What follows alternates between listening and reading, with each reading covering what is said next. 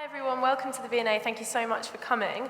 As Stephanie said, we're here as part of SHOWstudio's David Bowie Oooh fashion series, which is specifically looking at the relationship between David Bowie and fashion and his impact on fashion. As part of that series, we've gone into Nick Knight's archive and looked for footage filmed during photo shoots that pertain to Bowie. So there's footage of Bowie himself, which is what you just saw, and also footage of Nick shooting Kate Moss for the May 2003 issue of British Vogue, where she was wearing key pieces from Bowie's archive. We wanted to put together a panel discussion to unpick Bowie's fashion choices and his impact on fashion a bit more closely, and what a panel we put together. I'm so thrilled. So we've got Nick Knight, who's an incredible British photographer and founder of SHOWstudio, and Victoria Broackes, I'm sure you all know, as the co-curator of the landmark David Bowie Is exhibition, which took place here at the V&A but is now travelling. Dylan Jones, who's editor of GQ and also author of When Ziggy Played Guitar, someone who knew Bowie himself. They met various times, and he's currently working on what sounds like an absolutely amazing project.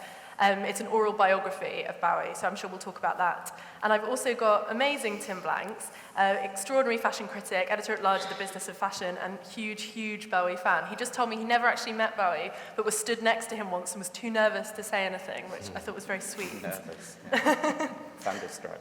I want to kick off just by asking you, Nick, because obviously when we came in, we were seeing that footage of you shooting Bowie, and that was for Black Tie, White Noise, which was, you were shooting it in December 1992, but it came out in April 1993. Tell me a little bit about shooting that album cover and what the conversations you had beforehand were about, and what he was doing with his image at that time. It wasn't really clear what he was doing with his image at that time to me. I accepted to do the shoot after the negotiation to and fro. I was about to have my wife was about to have her first child, so it was a little slightly strange, emotional time for me. I did it in part because my assistant at the time was a young man called Craig McDean, who was probably the biggest Bowie fan ever and looked a bit more like Bowie than Bowie. And he had been with me, my assistant, for 3 years, and as a leaving present, I sort of saved this shoot for him. So you did this album cover as a leaving present to your assistant? Not completely, but it was a little bit in that way. So I wanted to do it for Craig, and very sweetly, Craig got completely, probably as Tim did, got completely sort of nervous and then wouldn't come out of the kitchen when it was time for him to come help me load the film to photograph Bowie. But I did do a Polaroid of both of them sitting in an armchair, which I was going to try and get to show you here today, but unfortunately I couldn't contact Craig in time. But it'll be on SHOWstudio. But yes, so Bowie wanted me to do the album cover. It was a little bit unclear. He sent us a sketch, which was quite strange, I didn't love, to be honest, which was him in silhouette in a sort of, they call it a rhomboid doorway, like sort of Dr. Seuss doorways, all off frame. It was him in silhouette playing the saxophone with a trilby on, which didn't, for me, kind of sum up the sort of imagery that I'd sort of associated with Bowie over the years. I mean, his imagery was so important, I mean, for me growing up and for probably all of us here. Anyway, I was very keen to meet him and very keen to photograph him. It's very hard when you photograph somebody who has created so much iconic imagery, and especially, that was 93, so he probably hadn't really had quite the same sort of visual impact that he'd had since the beginning of the 80s. So it was a bit of a sort of challenge to create something. The second idea that was put forward for this album cover is that we were going to do an album cover, he was going to be on the front and on the back. We were going to take his face, we're going to split it and mirror it. So on the front cover of the album, you'd see the two left-hand sides of Bowie's face, but looking like left and right. On the back side, you'd see the two right-hand sides. Because of his different coloured eye, different sized pupils, then you'd sort of see there was something. Also, when you get some of his face, you split it and you knew, what's the right word? Symmetric? No, what's it? Inverted? So it's also mirror it. Mirror it, okay, got you. Great. There's something you can sort of recognise the person. I think it's David Bowie's two left-hand sides still look like David Bowie, whereas two right-hand sides don't at all. Anyway, so that was going to be the album cover, which I thought was great. So that's it's quite an easy shot to do and be quite a fun thing to do. It's not quite how it worked out. He arrived. He was quite shy, quite timid, I thought, and he had Coco Schwab with him, who was his sort of confidant and whatever else Coco's role would have been. And he took a lot of direction from her, which I was quite surprised by. That's interesting. We had a whole cast of Bowie fans. So the makeup artist, the hairdresser, the stylist, everybody, including my assistant Craig, was incredible Bowie fans. So it's a little strange sort of atmosphere. But we were desperate to try and get him out of his trilby and try to stop him looking like he wanted to look, which is kind of strange, but what it was. But Coco wasn't going to have any of it. She was really controlling the scene. luckily in the afternoon, she went shopping. And as soon as Coco went shopping, I said to Bowie, look, why don't we just try it without your shirt on and just with an overcoat over your shoulders and just, naked underneath it, which he did, luckily. So it was a funny session. But anyway, I won't ramble on all the way through this discussion. He was a very, very lovely man to photograph, particularly gentle and kind and everything you'd hope him to be. Yeah. I wanted to start there because it's interesting, and you kind of mentioned it yourself, is that period it's harder to define Bowie's image in some way. I think people always concentrate on, whether it's that Top of the Pops performance or Ziggy, what have you. And this is a huge question, so I don't want to put you on the spot, Victoria, but obviously he's known for someone who completely changed his image constantly, and that's kind of the consistency within him is the change in some ways. Can you give us a run-through of his kind of different guises and different appearances, if you had to summarize them? Oh my goodness.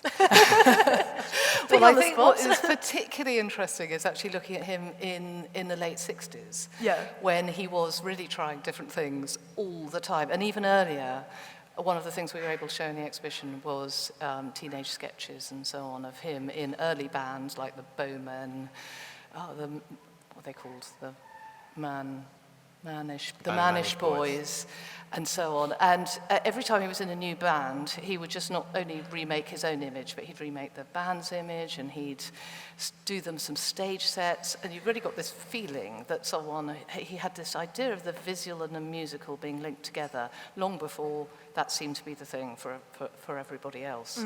So, I mean, clearly he got the idea a bit later on for himself to put himself into another persona, as it were.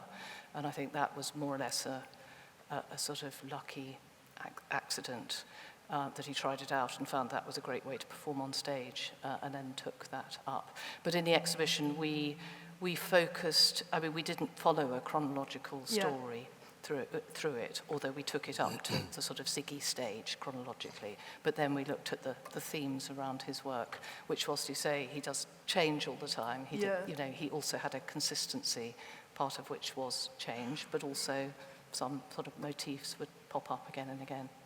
So would we say that he was a performer, not a musician? An artist. He was an artist who didn't like defined definitions that pigeonholed you. Whether that be as an artist or what you should wear or what your sexuality is. Tim, one thing, you gave an interview, I'm going to quote you back to yourself, which is always kind of a strange thing to do, but you gave an interview where you said that you discovered him around the time of Space Odyssey, and you said, he gave me a license to be free. What did you mean by that? Oh, God. I think for kids in the late 60s and early 70s, because I was working in a record shop when Space Oddity came out the first time, and there's something about that whole album that was so utterly not what was happening, which he sort of made an art of for the rest of his life.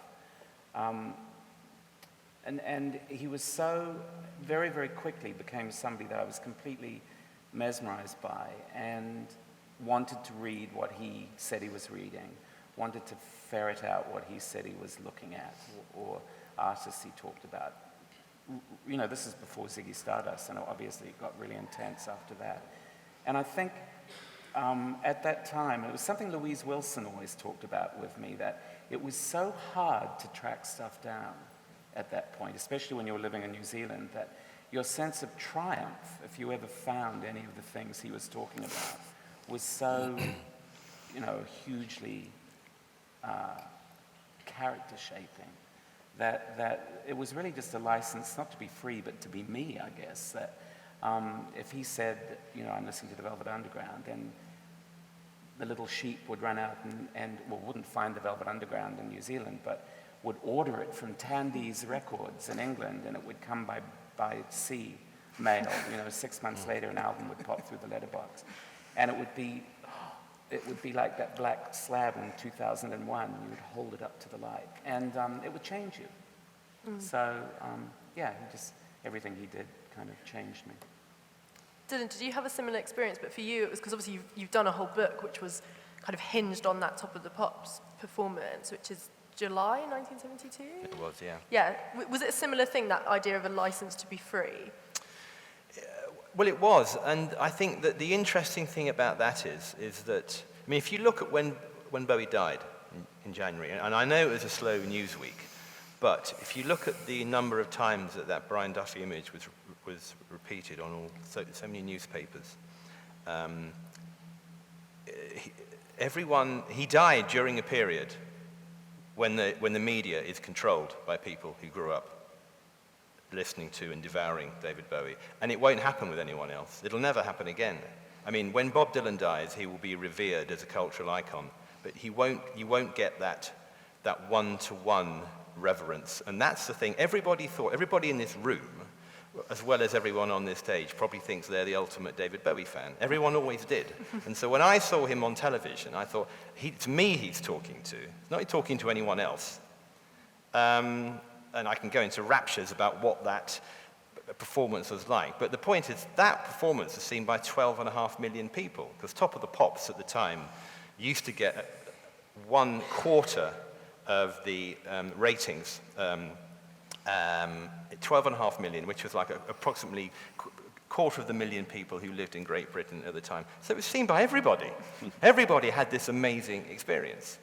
But I think the power of that performance is that when I started writing the book, which is about that performance and about what it said about him and what it said about the 70s, so a sort of macro-micro thing.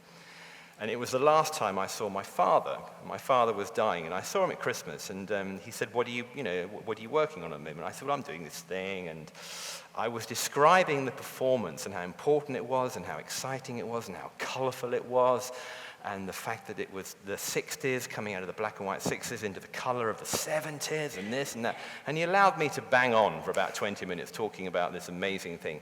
And he said, you do realize we had a black and white television, don't you? So, so it's the sort of received information. But it was an extraordinary thing, and that was me becoming a teenager, yeah. It's interesting that sense of a kind of common or shared memory, because Nick and I talk a lot about punk, because something we're working on at SHOWstudio, and there's a similar thing, which is Sex Pistols performances, where everyone says they were there, but they weren't there, but that was like 100 people. But then I guess it's very different with something like that performance, because it was genuinely something that did, as you say, touch a huge amount of people, so very, very different. Were you aware of a cultural change at the time? Were your friends talking about it? Were they? Yeah, I mean, it's all you talked about. I mean, I went to school the next day, which would have been a Friday, I think, and it's literally the only thing you could talk about. And some people went out and bought all his records. Some people tried to see him in concert. Some people started, turning their clothes into sort of Bowie-type clothes. And my thing was, I didn't do it that Saturday, but the next week, I was living in a place called Deal on the south coast in Kent, and I tried to find a unisex hairdressers because I wanted the haircut. And I eventually summoned up the coverage to call some of these places, and I eventually got one who would see me the following Saturday, like 10 days after the show. And I turned up, and they sort of didn't really know what I was talking about. But it took a very short period of time for them to let me know that there was absolutely no way that I had the kind of hair that was going to look like David Bowie's when I left it. So I actually left the salon that day looking like Dave Hill, the guitarist in Slade. So it wasn't a particularly successful adventure, but yeah, it was literally the only thing that people in the playground could talk about. But I'm really curious about the lead up to that performance, because there'd been Bolan for well over a year beforehand. And I mean, I was equally mesmerized by Mark Bolan. I think lots of people as was were. Bowie, was quite mesmerized by they Bolan. were old as well. friends. And rivals. And I'm just always curious about the thunderclap of that performance on Top of the Pops, because there'd already been quite a lot of, glammy ambiguity beforehand. Well, my impression of that is Mark Bolan was successful as in a previous incarnation as a kind of sitting on the floor, cross-legged, afro, like Bowie, whiny guitar. Yeah, but Bowie wasn't successful then, but you'd already had images of Mark Bolan in the media, so that when he started getting a bit dressier, it was just someone evolving in front of him. And I don't think I'd ever heard of David Bowie until I saw him on Top of the Pops. It was really? I don't think so, no. I think what's so interesting about the records before Ziggy is how dense with all... He said once when he was on the Dinah Shore show, believe it or not, that he compared himself to Colin Wilson, and he said, I just consider myself to be a medium between ideas and my audience. And like Colin Wilson was writing all these books about black magic and stuff that were making it popular with kids. And all those early, well, Man Who Sold the World and Hunky Dory are both so dense with references to other things that you really could go off with your, whatever the equivalent of Google or Wiki was, probably like a library card, and ferret out all the bits and pieces. Sorry. Well, I was just going to say, going back to the look, and I don't know how you all felt, I'd be interested to hear, but that Bowie seemed not so much to be dressing up, that all the other glam, rocky people that were around then, and Roxy Music and Mark Bolan, I mean, it looked fantastic, but you did feel there was a dressing up element. Bowie somehow seemed to be it. That actually seemed to be him. I think Bolan was too, though. Do you think? Yeah, I think it was a very natural expression that wasn't imposed on, or it was imposed on him by his wife, I don't even, guess, yeah. like Bowie's was. But no, the ones that came later on were just chances. What were you going to say, Nick? I've absolutely forgotten. Excellent. But I mean, the whole thing of seeing things on top of pots, what I think people don't realise, because they're sort of generations not as old as ours, is that the scarcity of seeing anything cultural at the time. There were no, I mean, I lived in sort of provincial Britain, so I lived out in there sort of between Cambridge and Peterborough, and the Fens, really. And, you know, the idea that you could go and buy clothes, I think it was you, didn't say, I'd go and make some clothes, or a bit like that you could go and buy you couldn't get stuff. It wasn't fashion. No, the only clothes you could get in the town that I was nearest to, there was just one shop, and they sold sort of Levi's jeans and your school uniform. And it was kind of, you know, that sort of dichotomy. But it was a very strange, and Top of the Pops was this weird crucible. So you think about it, I mean, you know, Bowie wasn't the first of all that sort of glam rock period. I mean, you had The Sweet, and you had awful bands like Wizard. But you know, so Top of the Pops was a strange thing. You had it presented by Jimmy Savile, proposing Gary Glitter. You know, it was all a kind of weird sort of mixture of things that looked a bit kind of not quite right, which we were led to believe was actually fine. And that was as Dylan says, that's the one time that the nation came together and saw popular music. And watched by all ages as well. That was the other thing. It was not just the young, it was their parents who sort of tick you off and say, what's he look like? Is he a boy or a girl? Yeah, but you couldn't get this music anywhere. I mean, you know, you'd have to go. I was talking to, what's the chap out of Adam and Jens? Sorry, my memory's shot today. Anyway, someone was saying to me, you know, if you wanted to listen to one of the new punk records, the only way you're going to hear it is to go down the King's Road to Sex or Seditionaries, actually Sex at the time, and sit in there and listen to the new record by the Ramones. It wasn't getting any airplay. And that was the only time you could hear it. So it's an incredibly different scene to what we have now, where of course you can hear it, you know, at the drop of an iPhone. But is that what kind of made Bowie work, was this idea of people sort of experiencing it together? Because I feel like those constant changes sort of worked well because of that. It was interesting what you were saying about your dad and talking to him, because did he not remember you watching it at the time? Did he not watch it with you at the time? He wasn't in the room. I remember the whole thing very, very clearly, and he wasn't in the room because it was sunny outside. My brother was outside, my father was outside, and my mother was upstairs, because I think my grandmother had she was about to die, so she was either, there's a lot of death in my stories. Cherry stories. Yeah, he either had just died, or anyway, but I remember I was in the room by myself. Yeah. The thing that, I mean, it's interesting that Bowie is so associated with clothing and with fashion and with style and contemporary culture, but he was a magpie, and he was fascinated by change, by all forms of creativity. But he didn't like fashion. Bowie actually hated fashion. In fact, I mean, on a number of occasions we discussed it, but there's many, many quotes where he talks about fashion, and he doesn't like it. I mean, he was fastidious in the way that he assembled the various images that he used throughout his career. But if you look at the component parts of something like Ziggy Stardust, which were largely built by Angie at the time, it's kind of plodding. It's like a little bit here, a little bit there. And so he assembled clothing looks in the way that he mastered he got all the sort of what they used to call chops in the music industry. You know, he was an incredibly accomplished and versatile musician, and he did that because he became that because he'd spent 10 years not being famous, trying to be famous, as you say, trying everything, trying so many different ways in order to become famous. But he knew how to put things together, and he was fascinated by fashion, but he didn't like it.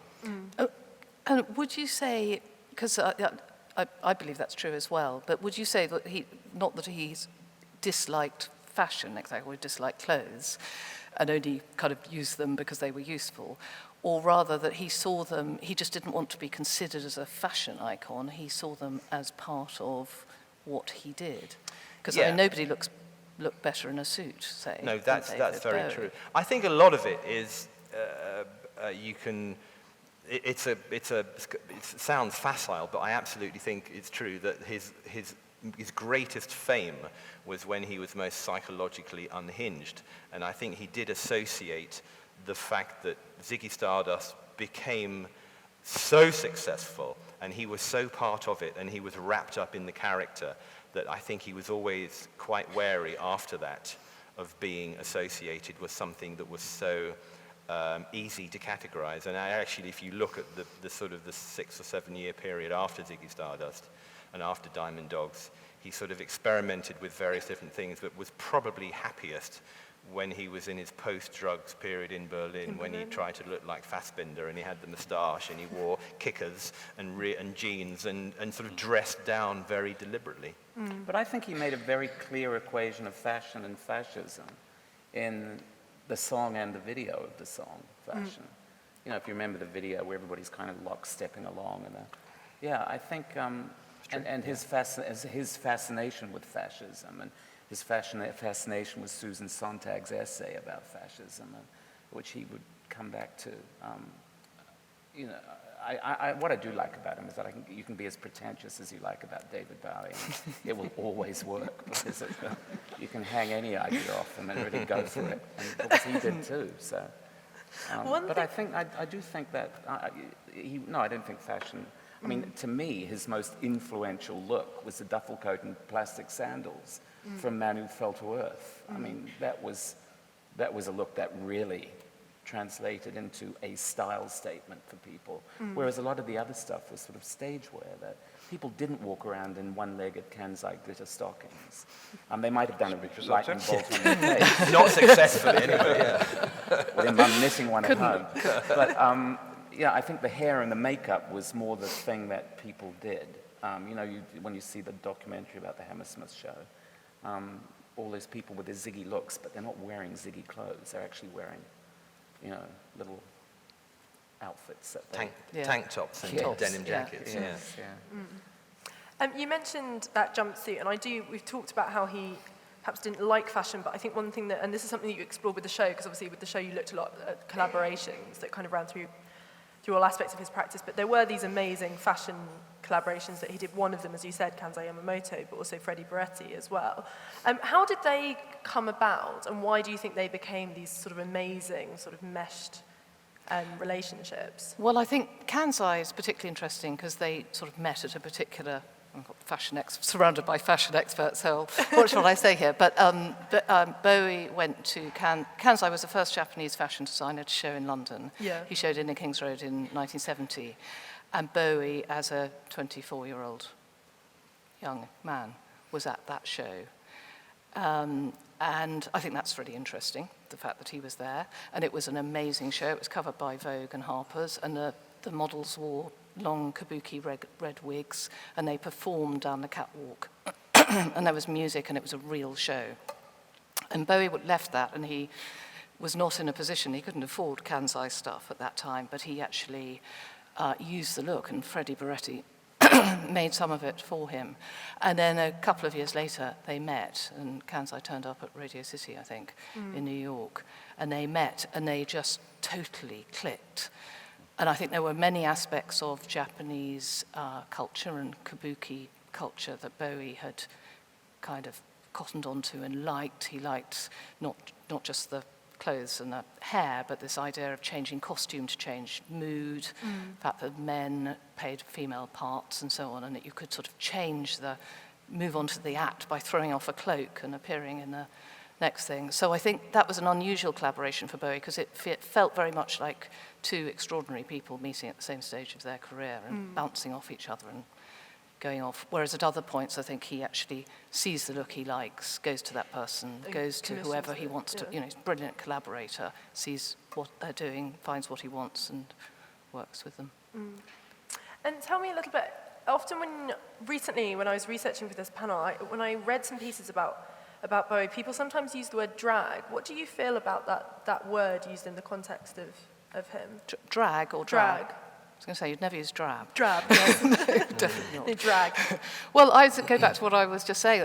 I sort of don't feel that with Bowie, my feelings, not as a curator, but as a fan and just a person who grew up listening to his music, it didn't look like drag to me. It looked like what Bowie wore, and Bowie could do whatever Bowie wanted to do, and we all just went, oh, wow, that's interesting. Drag as in drag queen drag. Yeah. But I think in a way that it was drag. When he dressed normally, it was like, this is me a normal drag, that everything was put on. Although Everything, that's different, that's even costuming. a I was just even a thinking of kickers Boys and Keep Swinging, that's drag, when he does the lipstick. That's But drag as but in not, clothes becoming, as in a role you play, as in something you express through. I mean, kabuki's drag, I guess. So. Yes, we'll have to define drag here. Isn't drag just a man putting on a woman's clothes? Isn't that? Yeah, But that's what I was then thinking. It became like anything you put on to become something you're not, I guess. Yeah, I'd see it more as something that you put on to transform into something. Like jeans and kickers. He puts on jeans and kickers and he becomes normal Dave. No? What do you think, Dylan? You're pursing your lips. No, not at all. I'm listening. I think that I think if you mean drag in the true sense of the word drag, I think that in fact the instance that Boys Keep Swinging, that's the only time I can remember him actually looking as though he was in drag, because the rest of the time it was theatre and he was creating things which were often a mixture of the two. And, I mean, he was obviously an expert at androgyny and became sort of, he had to carry that label around with him for quite some time because he was so adept at it.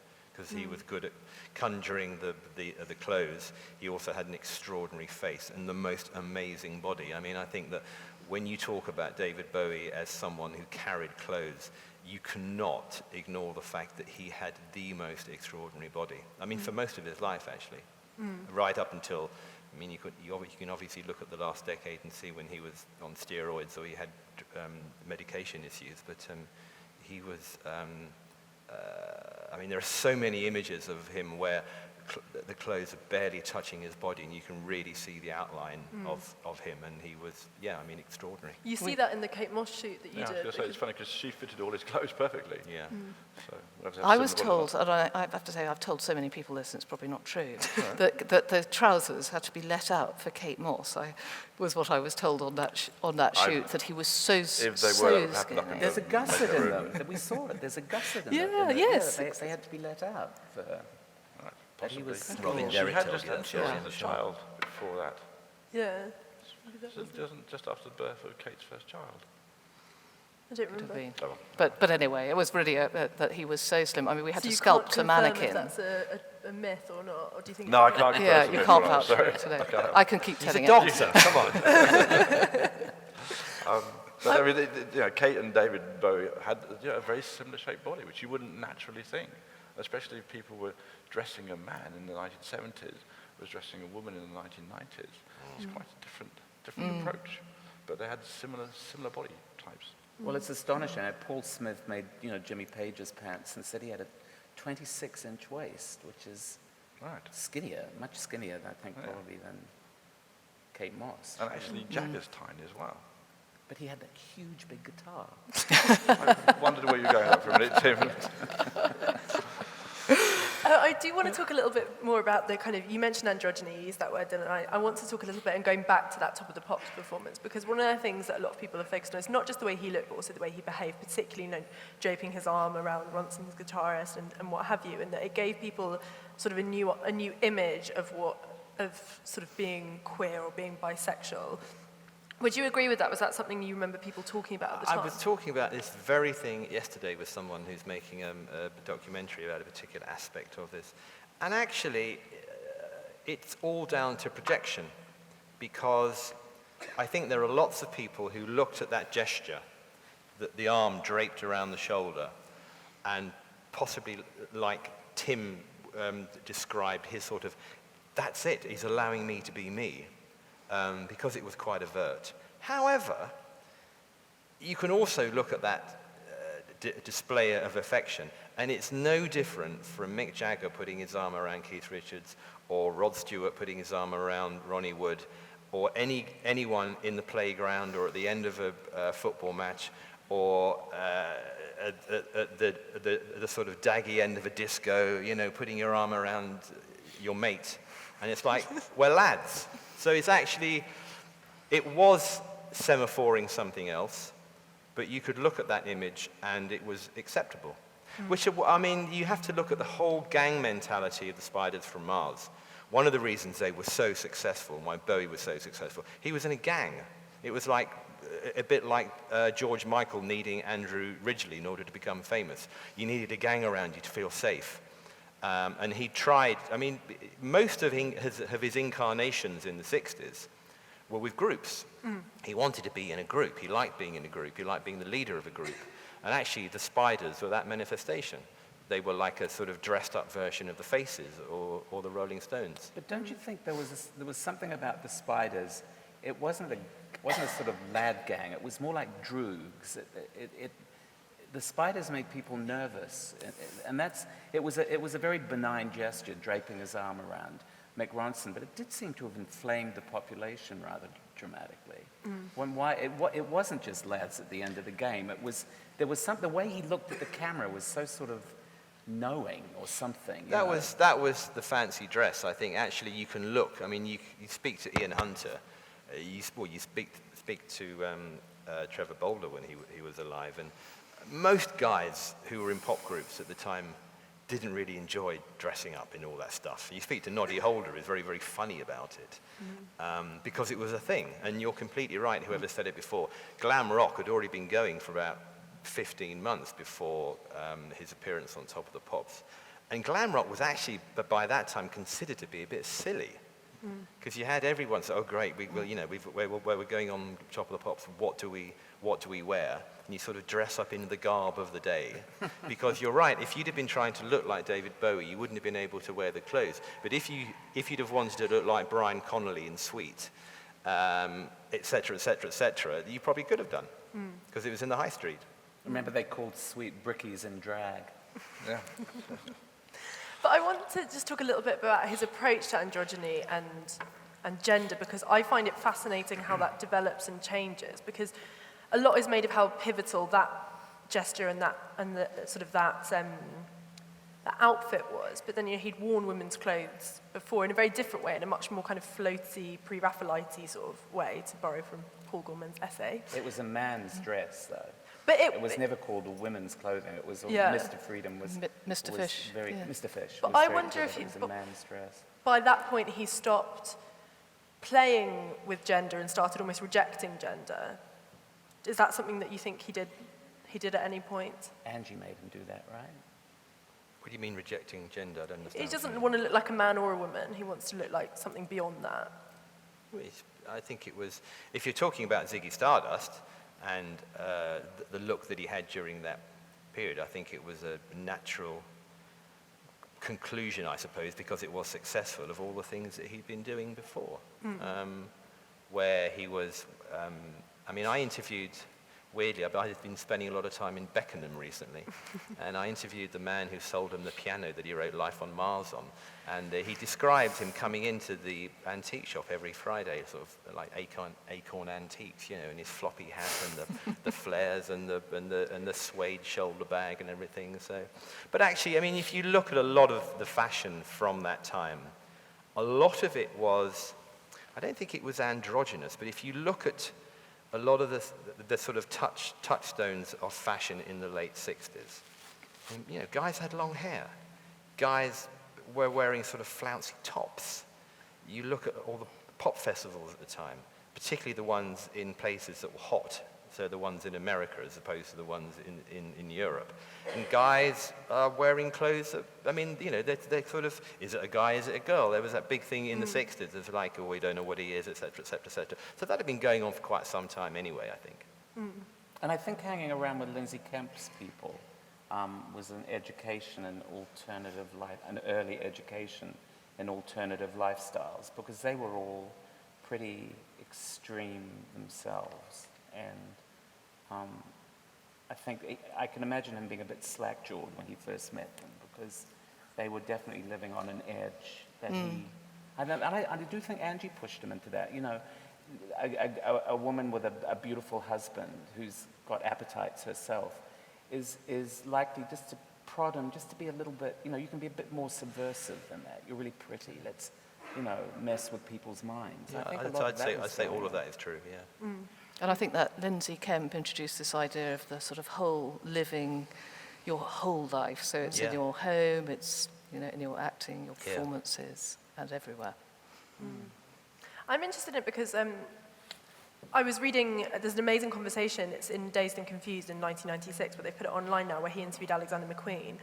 And Bowie asks McQueen about sort of sexuality playing a role in his work, and he's talking about his own work, and then he goes over to McQueen, who acknowledges, you know, that he's similarly obsessed with kind of exploring themes to do with sexuality and gender. And I wonder why it's something that people who are so creative and so brilliant and so pioneering, why sexuality and gender is something that they tend to be obsessed with. You worked with McQueen a lot. Do you see that kind of parallel with?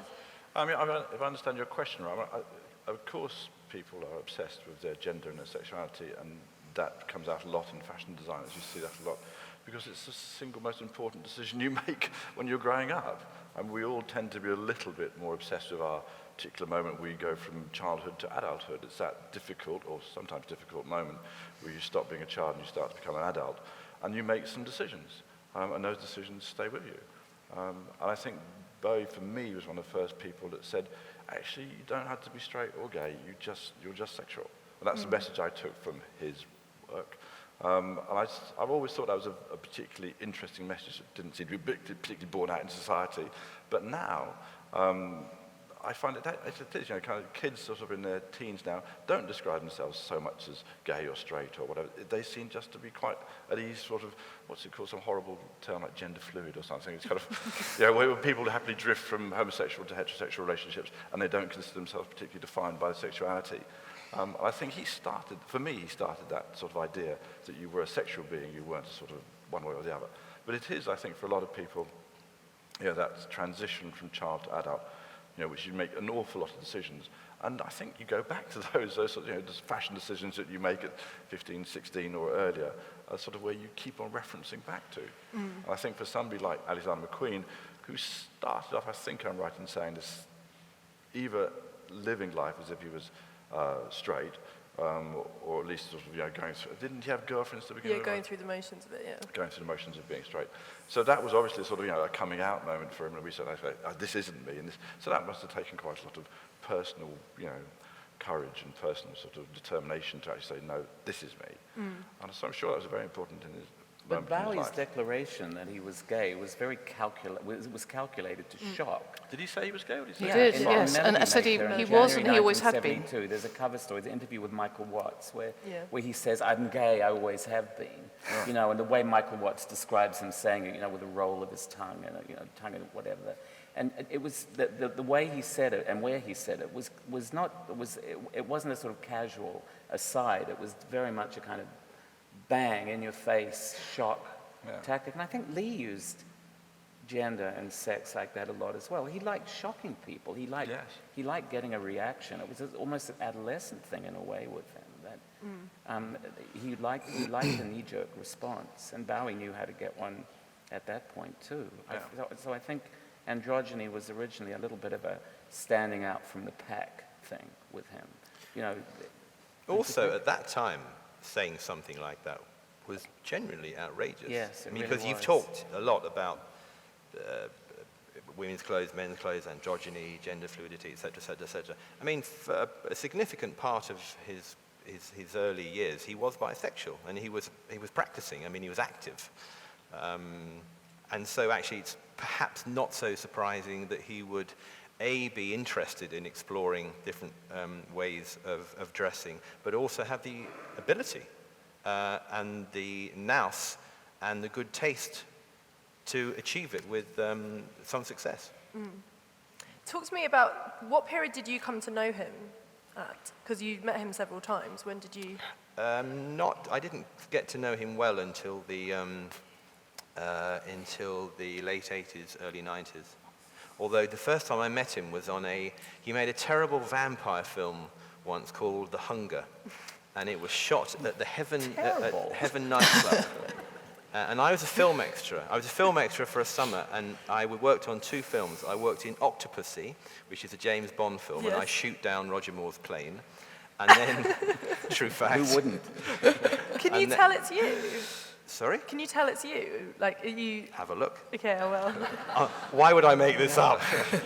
And then in The Hunger, there was a crowd scene at Heaven, and he was standing on this metal staircase with Catherine Deneuve smoking, looking really, really sort of intense. And we had to sort of walk up and down past him every day. Oh my God, David Bowie. And With Bauhaus playing. yeah, with Bela Lugosi's Dead playing, yeah. No, but I didn't know him until the late 80s, early 90s. And tell me, like, working on this, we've talked about all his different kind of guises, but working on this oral history that you're doing, when you speak to all these different people, do you get the impression of as many different Bowies as people kind of create? Because people talk about, you speak to a different person, they have a completely different idea of who he was, who he is. Does that come across when you speak to his friends? I mean, thank you for asking, but I don't want to talk about the book too much, but I think that two sort of important strands for me have come through. One, and I think people mistake this for him being calculated and a user, and I don't think that's true. But there are very much, you speak to lots of people who have an intense relationship with him for a while, and then it sort of goes, and he moves on.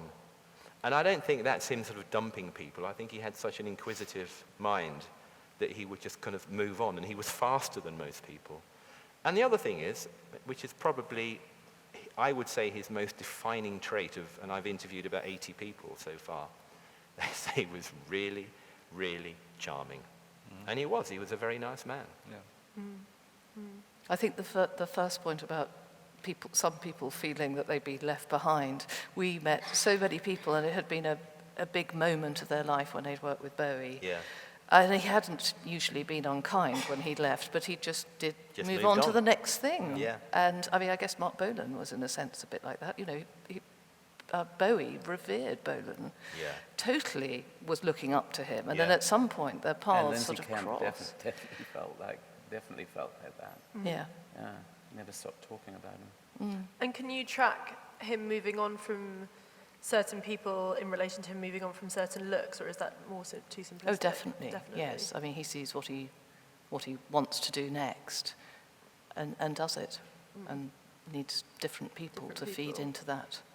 And how important, Dylan kind of mentioned the Berlin years, but I'm interested, how important would you say that geography is to kind of his fashion and his style? Because I feel like there's elements of Britishness to what he does, and that moves on and that changes, and I'm interested in that. You're nodding at me. No, it's a great question. It's a brilliant question. Okay, And you're going to answer it. I think Dylan should answer it. The only thing is that I'd say that Bowie did retain his Britishness, interestingly, because he actually left the UK a very long time ago. I mean, he went to LA in '74. He never properly lived back in the UK, and yet he retained his South London accent, and he felt very British, and for us it was interesting that he came back to a London museum to have that retrospective, even though all the stuff was in the States where he'd collected it. But what are your thoughts on it, Dylan? No. It was a generally interesting. Can I just say, for the record, seeing as we're here, that I do think that your exhibition is certainly, I think it's the greatest exhibition I've ever seen anywhere on anybody, actually. I thought it was absolutely extraordinary. And you go to something like that, you think, here's someone I really like, I spent all my life admiring, in sort of immersive, and you go, there was one thing, there was a Klaus Nomi thing on Saturday Night Fever. I'm not even sure, I think I watched it 6 times. And the worst thing about the opening night was having to go and sit down and eat a lot of food with people. And I just wanted to go round and round and round. I absolutely loved it. I saw it 4 times. We were so brilliant. conscious of so many people who knew and know so much, and how actually to not appease, but actually to work with people who know everything, and also people who knew nothing who'd be coming at it. That's quite. It was amazing, tough. amazing. One thing that I just want to talk about briefly is Nick, you made an interesting point about how you feel like this kind of the way that young people today approach sexuality kind of had its roots in someone like him. And I wonder, do we think the same about men's fashion today, that certain things that we see, certain things that maybe are normal now or are coming out now wouldn't have happened without him? Because designers are obsessed with him, young and old. You see it so much. I think you've got an amazing thing in the V&A magazine that Eddie Slimane from Saint Laurent wrote, and where he talks about how obsessed he is, and you've seen so many odes to Bowie on the runway. And do we think that the root of sort of menswear today relates to some of the style choices he made, or is that giving him too much influence? No, I mean, he was a huge cultural icon. There are only a handful of figures like that were around in the 70s. Bowie, then you have Johnny Rotten. These people had a massive cultural impact. Just while we're on that, Bowie, Johnny Rotten, they're the only 2 whose hair go up. And the only 2 whose hair are bright red. Yeah. And yet quite close together. But Rotten took it from Bowie, though. Well, I don't know. His hair was, everybody else's hair is going down in the 70s, other than Bowie's going up. And then Rotten's is going up too in the same colour. Rotten's was going down until it went up. Till it went up, yeah. But if Well, you, so was Fascinating Bowie's. conversation. I'm glad I started this point. on that point, if you look at images of girls around the glam period, and then girls around the early punk period, the only difference is from there downwards. Because everything else is very, very similar. But in 1973, everyone's got platform boots. And in 1976, there's stilettos or possibly DMs. But actually, a lot of that stuff is really, really similar. And there's a great Instagram picture of exactly that, of John Lydon and David Bowie.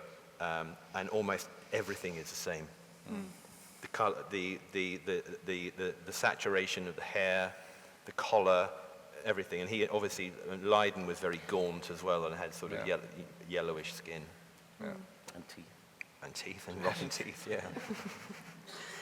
Going back to the menswear question, what's your thoughts on it, Tim? I think it's so interesting, a cultural icon. But as we said, he wasn't particularly interested in fashion, and he's become a fashion icon because designers. I mean, without David Bowie, there wouldn't have. You can think of things that wouldn't have existed. But I think menswear would have. I'm not sure he fundamentally changed menswear. I don't think that anything he did changed the way people. I mean, he looked good in a suit, but there'll always be suits, and he's definitely been the basis of some incredible collections. But I don't think that those collections changed the direction of menswear in any way. Do you think he changed menswear, Dylan? I think I agree with Tim, actually. I think that I think one of the reasons he is revered so much by the fashion industry and by people in the fashion industry is because he took fashion seriously. He understood its power. He understood he learned how to use it. Style or fashion? No, because the thing is, you look at, endless referential pictures of pop stars in their prime, it's usually accidental. Bob Dylan in 1966, Mick Jagger in 1972, etc., etc., etc., etc. It's usually accidental, and there's usually a sweet spot where someone looks brilliant for an 18-month period. In one photo. But Bowie just does it time and time and time and time again. And is that what seduces fashion, that constant transformation? Yeah, and also an attention to detail and caring. Caring that he actually does look good, that caring that when he was creating a new persona or a new idea. It was new.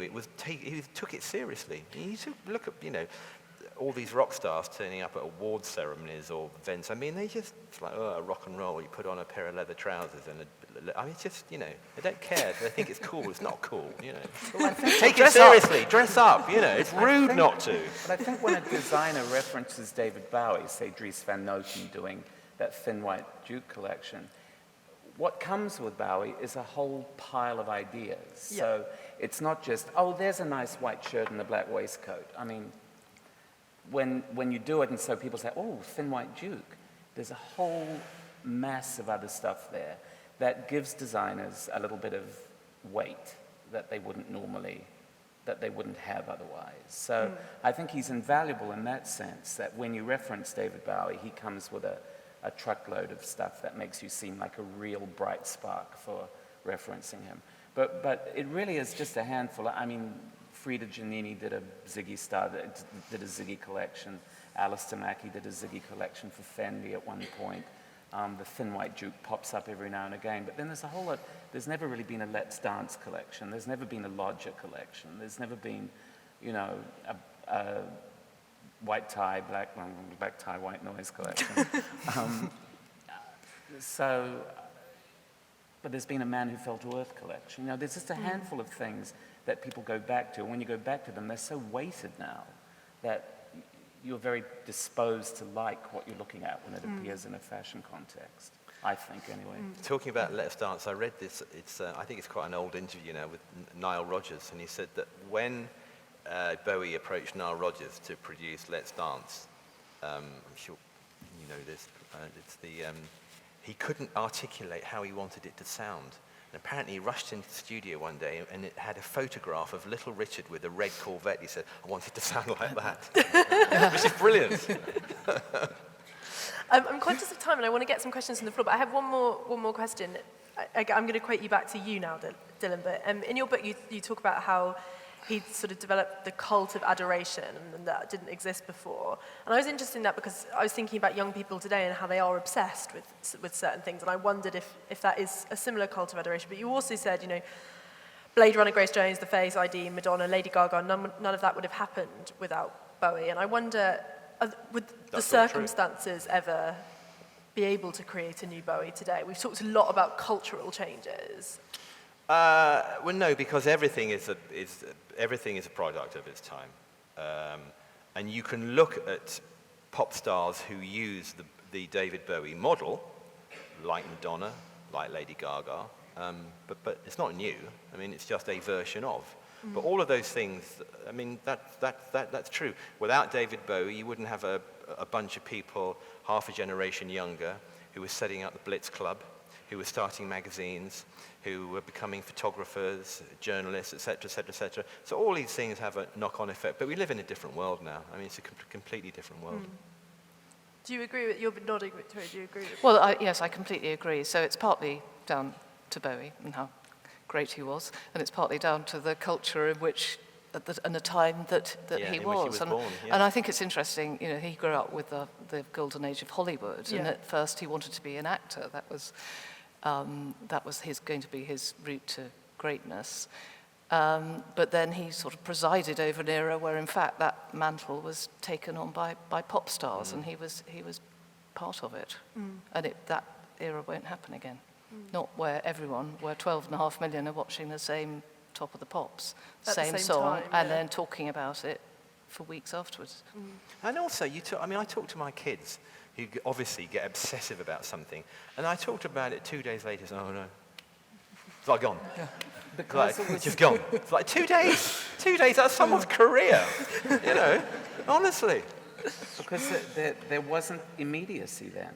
You know, it took a long time for things to happen. And also, I think back to Ziggy, when Ziggy was happening, that Clockwork Orange was big, Cabaret was big. The cultural context was so full of incredible, you know, culture-changing objects, things like art and the Warhol and all that stuff that was happening. There was a ferment. And he just pulled it all together and spat it back at all these kids whose minds were great big amorphous kind of blobs and just waiting to suck it all in and just mutate. And it just wouldn't happen now. I was going to ask if you had anything to close it with, but that was so good. It's Yeah, kind of a pressure. So maybe we should go to questions from the audience. Does anyone have anything that they'd like to ask our panel? We don't have a lot of time, but anyone brave? Yes. Would you be so kind to I think we've got a microphone, actually, so maybe if you just, sorry.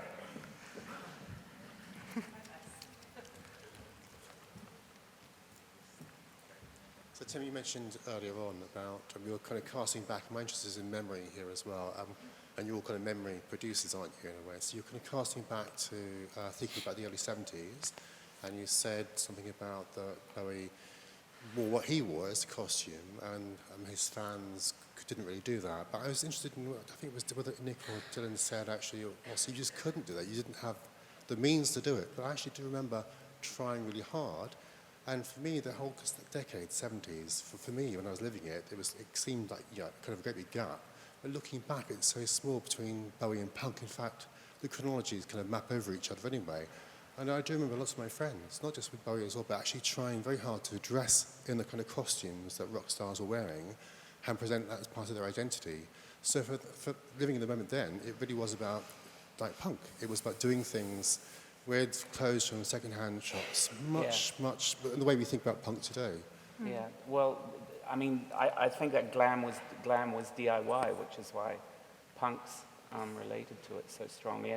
And also that's that thing about the compression of time then that I'm still just thinking that the Beatles did everything in 7 years. And now Adele releases an album every 7 years. The way that everything has changed, the sort of immediacy and the vibrancy of... I couldn't hear a lot of your question, I must admit. There was the microphone needs to be louder. Partly it's picking up what you said about Colin Wilson and Bowie as the medium. And of course, McLuhan said the medium is the message, so Bowie really was the message. So his songs were kind of ancillary to that message. He loved Marshall McLuhan too. Absolutely. But we're living in, as you kind of said at the end there, we're living in a hypermediate state today. We're really conscious and media savvy. We kind of know that memories are being produced by guys like you for us. But back when we were living in the moment when media wasn't that sort of, it was media. It was you kind of got brought into it and you're part of it. So looking back at things like Tour de Pops and the old scrapbooks I used to collect, that was the kind of picture you had of Bowie for weeks on end. It was kind of like watching a serial on TV. You waited for a whole week for the next one. That was the kind of image you had of him. But today, so that's why you're right, there'll never be another David Bowie because we're all too conscious of how to manipulate the media or how it manipulates us. Well, I had scrapbooks. Did you have scrapbooks? Still got them.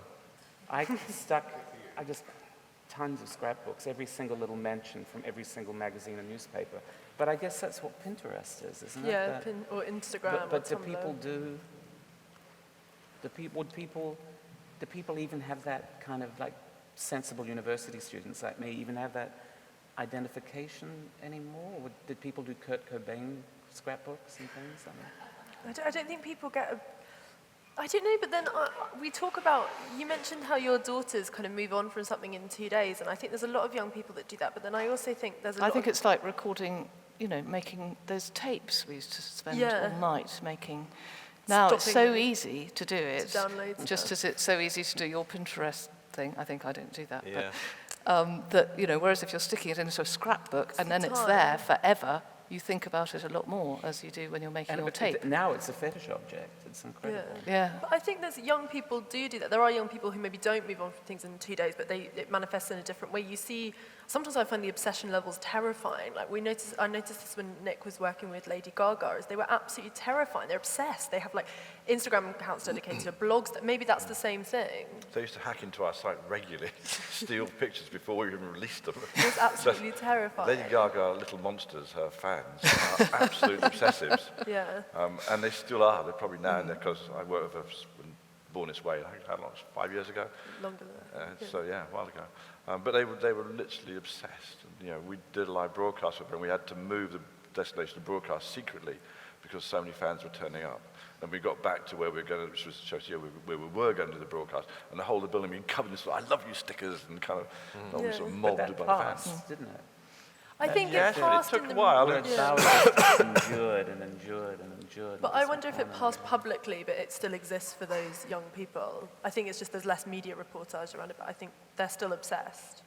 I wonder. Are there any more questions? So we've gone on to Gaga now. It's your next panel. Yes, here we go. Hello, it's a question for Victoria about David Bowie's archive, and I know you would have had incredible access to it for the show, and I wondered to what extent he kept the clothes. If he didn't particularly like fashion, but he was an archivist, he kept everything, as we saw. He would have kept the jumpsuit and the McQueen, but did he keep a pair of shorts he wore in Australia in 1983? I mean, to what extent did he keep clothes, and how much of his archive constituted of clothes? Well, the archive, I was told that it now has over 100,000 pieces in it, but I'd say probably 3/4 of that is photographs and sort of paper things. So, in fact, we started, when we were choosing objects for the exhibition, we actually started with the costume because, well, in a sense, one knows how many you can have in an exhibition, and we needed around 60, and couldn't probably take more than that. I think there were maybe 100 pieces in the collection of costumes, so less costume than anything else. But it was very good. I think he had kept some of it, but some of it he'd actually bought back with the costume. So a lot of things he just kept all the way through, and that was really remarkable. As I was saying earlier, it went back to very early stage sketches of his parents, for example, which, done as a boy. That was the extraordinary thing. So that, in a sense, was not more exciting, because it would have been disappointing not to have Ziggy costume, obviously, in a show, but to find an archive with that depth was extraordinary, because you wouldn't expect to find that anywhere, and to find it about someone like David Bowie is, made it really an amazing opportunity. Did you ever have a theory about why he kept everything, like he had his school uniform and things? Yeah, Did you no. ever I mean, have- yes, it was the million-dollar question, and I only met him once, and had I had an opportunity to have a really good chat, that would have been the question. Because on the one hand, you think, did he have this anticipation of greatness that meant he thought, I was going to throw that away, but actually I better keep it for later. Or was it an accident? And with the album Lodger, the original title of Lodger was apparently going to be Planned Accidents. And there's this concept running through Bowie's career of these things that sort of seem to happen accidentally, but then inform him greatly and what happens next. And so I sort of feel it was partly an accident that he hung on to it, and then there must have been a moment where he realised that he had something very special. Do we have a final question? I'm conscious of... Yes. And it follows on a little bit from what you've just been saying. I know you said it's a product of the time, and he had a great body, and he was very charming. But for those of you particularly who have met him or have studied his work, would you say there was something about Bowie that meant he did become this cultural icon? Because there are 1,000 people who probably have the same traits and characteristics. So is there something you can pinpoint that made Bowie the cultural icon that he is, and affected not just the generation he was in the 70s, but people right up until the year 2016? It's a magic question, isn't Well, it? you're What made talking, him so we great? spent an hour and a half talking about fashion and image, but the principal reason he was successful and remains who he is because he's made some of the best records anyone's ever heard. I mean, he's the consummate musician, entertainer, extraordinary. In fact, you talk about how kids, their perception is different these days. A couple of days after Bowie died, the BBC presented, they showed that 5 years documentary again, which is really good. I was watching it with my daughters, and my 17-year-old fell asleep, but the 15-year-old was absolutely captivated, and she got all the sort of genre hopping, and she loved everything, actually, until he got to China Girl, and she said, "You can't say that. That's racist." She went to this whole thing about how much she hated China Girl. And actually, her relationship with David Bowie reached a really sticky point at that time, let me tell you. No, I mean, he remains the greatest musical figure of his age. But do some people have a star quality? You know, some people, like you talk about this sometimes, there's people where they just have something. Yeah, I guess so. It's very, very hard to define, obviously. Yeah, it is also circumstantial. It's also because of the time he came, what he came after, what was going on at the time. As Tim mentioned, the sort of cultural time is really important for this. If you take, looking a step further on at punk, and you take out 2 or 3 characters, and punk doesn't happen. There are just, if you don't have Malcolm McLaren and Vivienne Westwood, in a shop in the King's Road called Sex, things don't really coalesce. So that probably gets passed off as some weird American subgenre of music.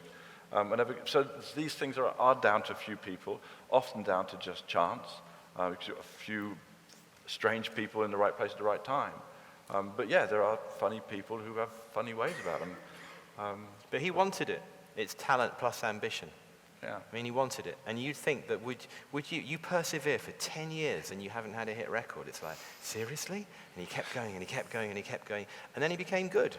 Because the reason he wasn't successful beforehand, because he wasn't very good, but he just practiced and practiced and did this and did that, and then eventually it all came together. And I think that's one of the aspects that there are so many things that we kind of love about Bowie if you love Bowie, and I think that, real application and hard work, it was not easy for him to become a great star, but he worked at it and he did it really well. Yeah. He kept his artistic integrity and so on. But I think it also comes back to what Tim was saying about, you get Bowie, you get a whole bag of ideas with it. So you get this fantastic music, fantastic visual references crossing his entire career.